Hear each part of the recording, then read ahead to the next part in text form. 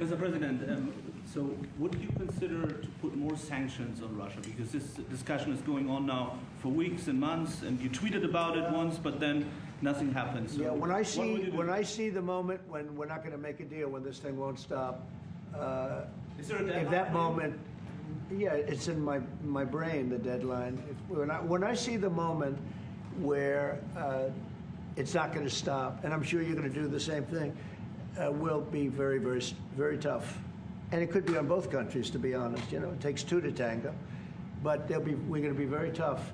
Whether it's Russia or anybody else, we're going to be very tough. That's a bloodbath that's going on over there.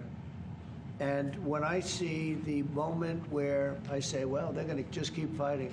You know, I gave the analogy yesterday when I spoke to President Putin. I had a 2-hour and 15-minute call with him.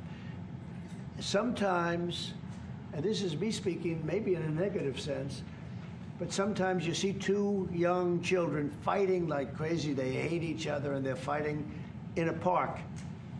And you try and pull them apart. They don't want to be pulled. Sometimes you're better off letting them fight for a while and then pulling them apart.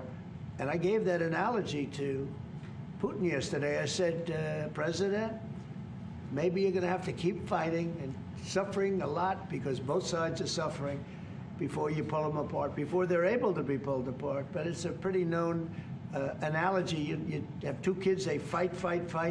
Sometimes you let them fight for a little while. You see it in hockey. You see it in sports. The referees let them go for a couple of seconds, let them go for a little while before you pull them apart. And maybe, and I said it, and maybe that's a negative because we're saying go, but